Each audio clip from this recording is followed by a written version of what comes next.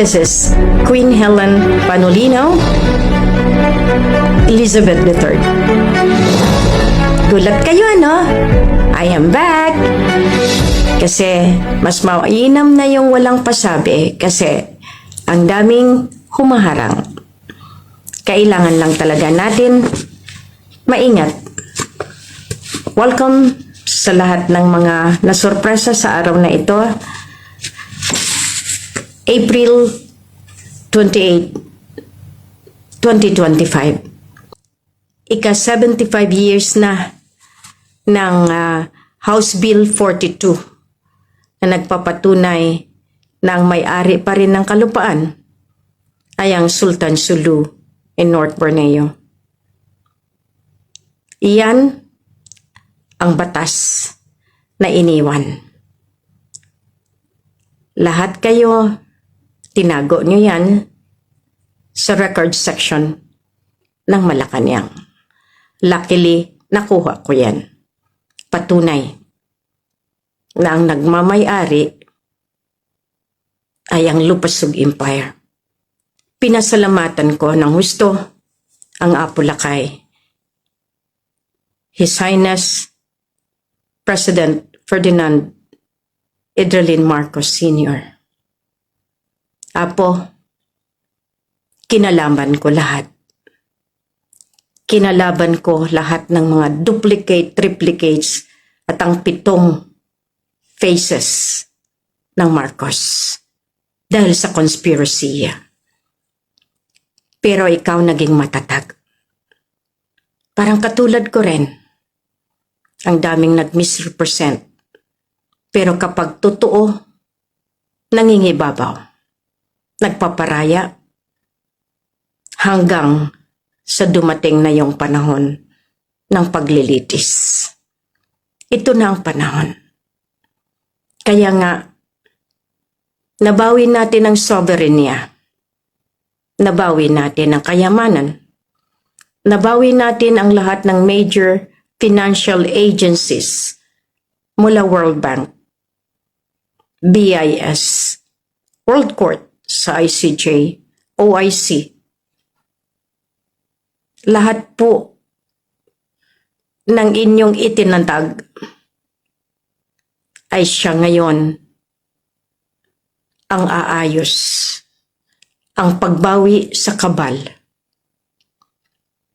Hindi nila namalayan na nakalabas tayo ng maayos.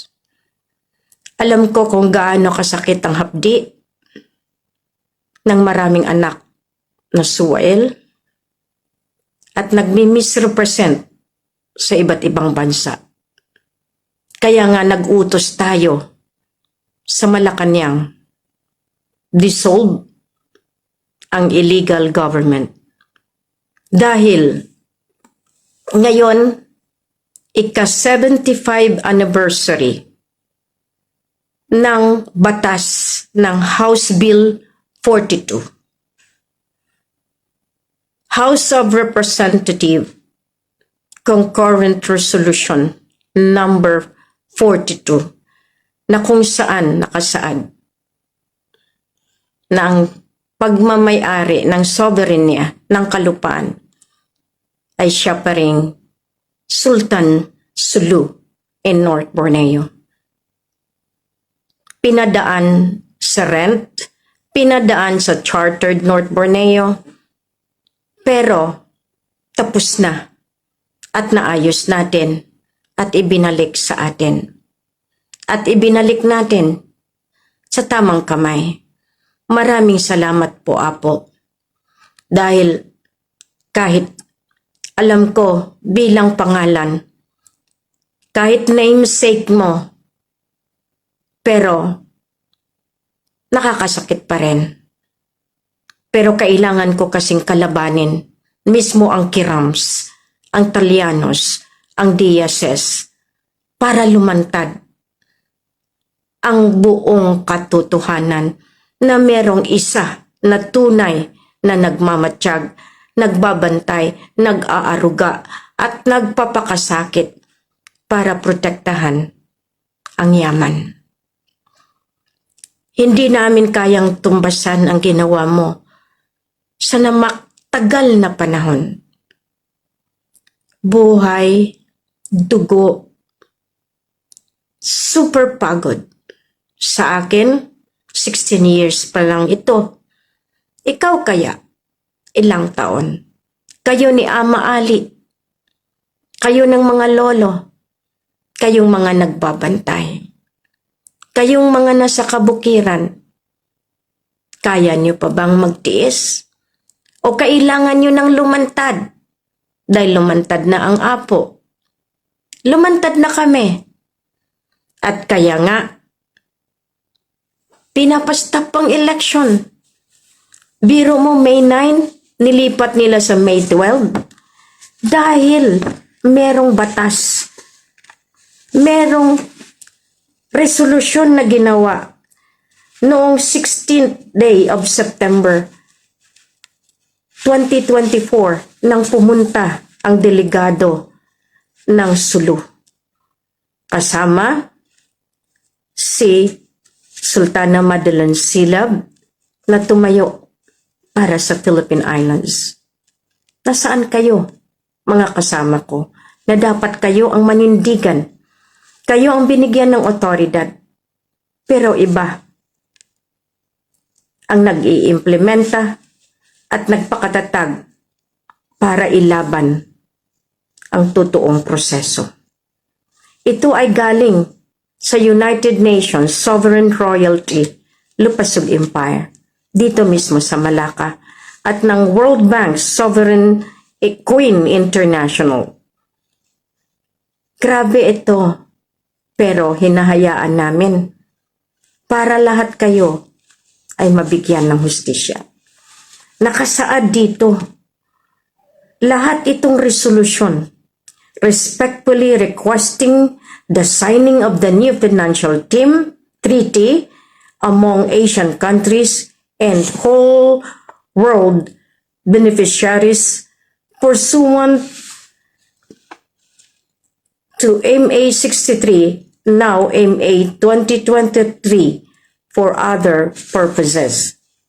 Whereas, per records and receipts received by the national governments of Maftilindo, it had been served with a notice of absolute authority starting the administration of the President Benigno Simeon Aquino, created December 14, 2014 up to the present. Whereas similar records or set of documents had been sent and received by the administration of President Rodrigo Roa Duterte, including the notice of absolute monarchy on January 22, 2022. Whereas the third sets of documents had been forwarded and received by the administration of President Ferdinand R. Marcos Jr. and the 476 pages documentary book dated September 2012, cancellation of all financial claims dated July 25, 2022. Whereas the financial team of Maftilindo 2023 has recovered all the heritage accounts back to the mother accounts where the source of origin is the Lupasug Empire.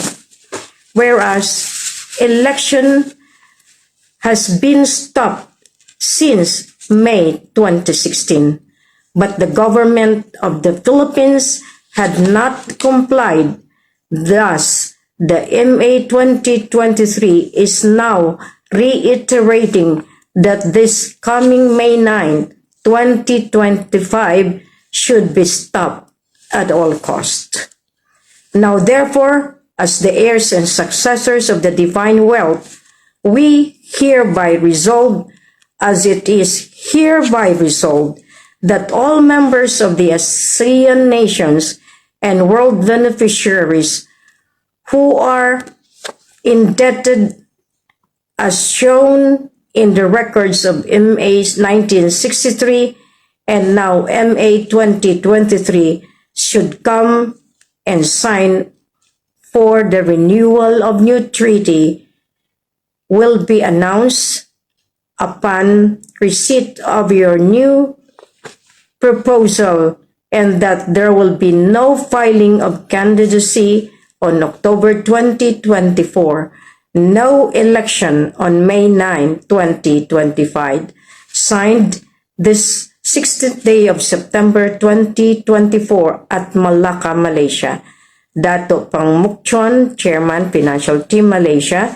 Dato Chan Wei Win, Dato Muhammad, and of course, Abdurrahman Muksan of Lupasug, Madeline Silab, member, Lupasug, Philippine Islands, Abdul Munap Asid, member, Lupasug, Rajaka Kikay Asid, member, Lupasug, attested by Raja Muhammad Gamar, Mamay Hassan Abdurrajak, Gamar bin Abdul Gapar, King of Southeast Asia, approved by Queen Maria Helen Panulino Abdurrajak, Queen of Finance, QFS, Q999. Dala po iyan. Kaya nga, ang galing ng mga manipulador, packager, mga wealthy financiers, lahat ng oligarchs. Nandyan kayo sa Iloilo, nandyan na rin kayo sa Leyte, sa Hinungangan. Sino ba yan nandyan? Sultan Jerry, nandyan ka, di ba? Try to check kung sino ang nagmamaniobra ng financial na nagpaprinta ng polymer ng mga animal na currency. Ang sakit, di ba? Nagbibigay kami ng mga utos, defiance. Talagang malakas din kayo, pero sa ngayon, paano iyan? I-continue nyo, utang nyo, ang bayaran ninyo. Biro mo sa laki ng binigay. I was expecting when I appointed a lady president na magagawa niya, magagampanan niya. And yet, ang binigay nila, nagsama-sama sila with the president that they thought is yun ay yun na. Ang hindi nila alam. Pinasukan ko kayo agad. Lahat kayo para lumabas ang totoo. Kasi ang totoo, nagmamatsyag, nagmamasid, nagtitimbang, at tinitimbang ang bawat isa. Kung kayo nga ba ay karapat-dapat, sumama, magpalakad ng bagong gobyerno. At iyan, ang Divine Commonwealth Monarchy, Lupasug Empire.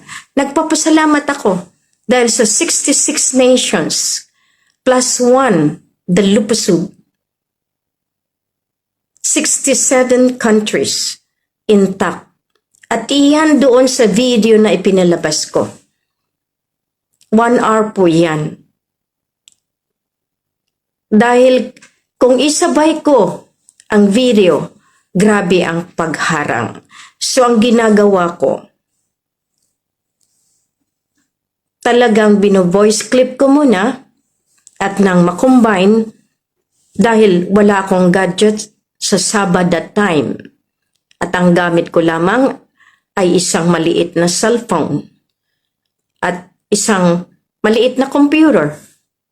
Pero since then, talagang hindi ako nag-aatubili na ipalakad ang mensahe na tama na meron talaga nakalaan na liderato, na isang hari, na isang nagmamalasakit na presidente.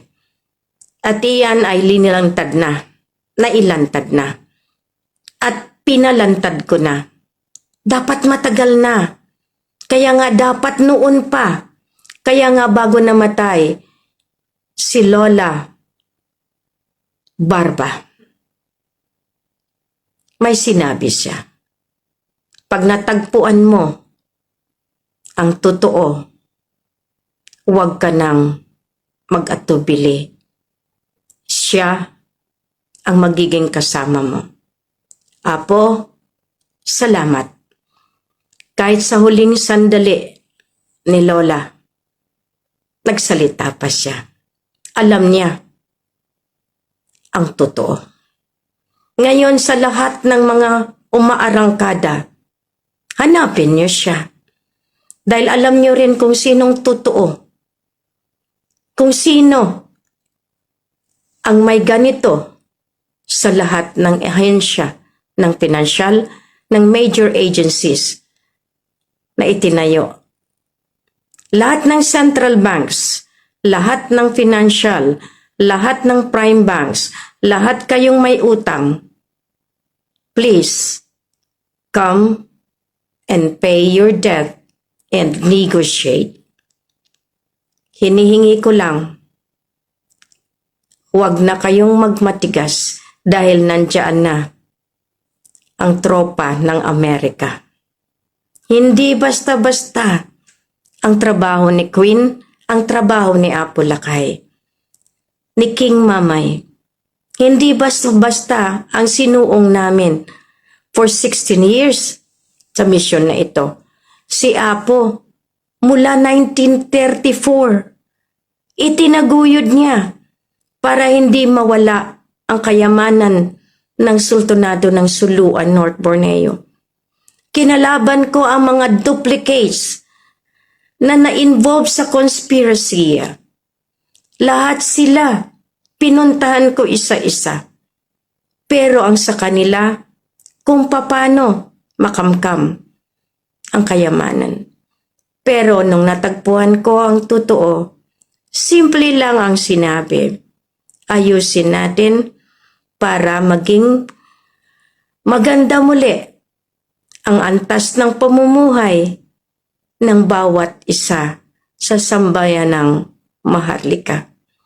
Maraming salamat po dahil alam ko medyo maganda ang ating kinabukasan.